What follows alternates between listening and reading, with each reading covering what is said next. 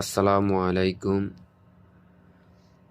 দেশ ও দেশের বাইরে থেকে যারা আমার এই ভিডিওটা দেখবেন তাদের কাছে আমার একটাই রিকোয়েস্ট, ভিডিওটা বেশি করে শেয়ার করবেন যেন তারেক জিয়ার কাছে আমার এই ভিডিওটা পৌঁছে যায়।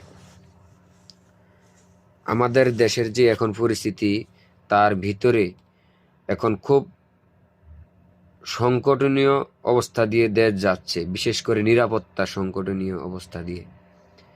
এর ভিতরে জনাব তারেক রহমান দেশে আসতে আছে।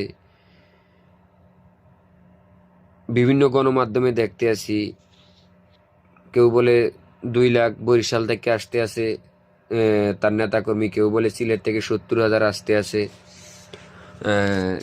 বিমানবন্দরে ওনাকে রিসিভ করার জন্য। তাই আমার ওনার কাছে একটাই রিকোয়েস্ট, এত নেতাকর্মী একসাথে জড়ো করে দেশের নিরাপত্তা ঝুঁকির মধ্যে নিবেন না।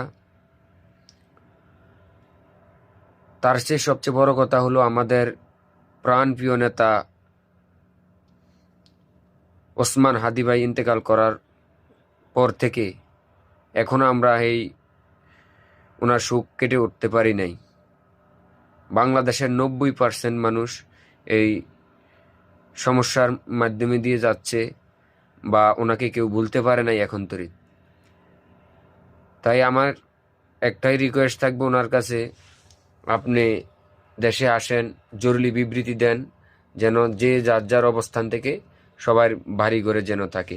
আপনি যেহেতু সময় কম, আপনি বিভাগীয়ভাবে প্রত্যেকটা বিভাগে আপনি সমাবেশ দেন, সমাবেশ দিয়ে সবার সাথে দেখা করেন, সাক্ষাৎ করেন, আপনার নির্বাচনীয় প্রচারণা চালান।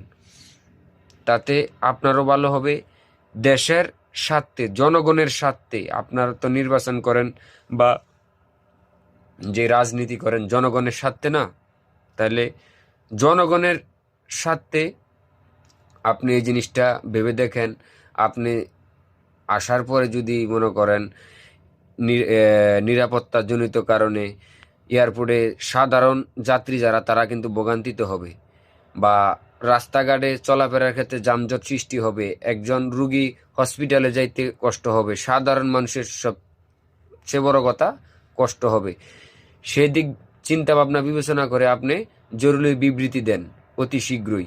আমার আপনার কাছে একটাই অনুরোধ, আপনি একটা জিনিস ফলো করেন, আমাদের আজহারি সাহেব দেশের চিন্তা করে ওনার যত ওয়াজ মাহফিল আছে সব কিছু বন্ধ রেখেছে।